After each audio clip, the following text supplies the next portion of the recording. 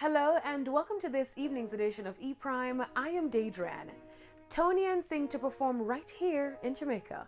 Miss World 2019. Toni and Singh will perform at a cultural concert at Emancipation Park in New Kingston this Saturday. Toni, who returns to Jamaica tomorrow, will engage in cultural activities as part of a 4-day celebratory tour. Culture Minister Olivia Babsy-Grange made the announcement at Wednesday morning's post-cabinet media briefing.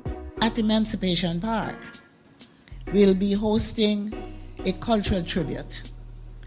And on that occasion, Toni Ann will be able to perform so that the entire Jamaica can see her firsthand, live, and I would say live and direct, but I say live and in person. The cultural concert gets underway at 7 p.m.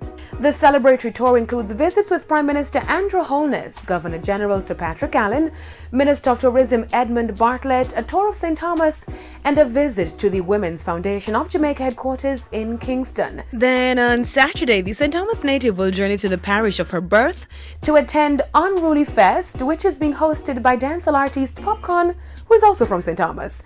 The celebratory tour to mark Toni Ann's victory will end on Monday, December 23.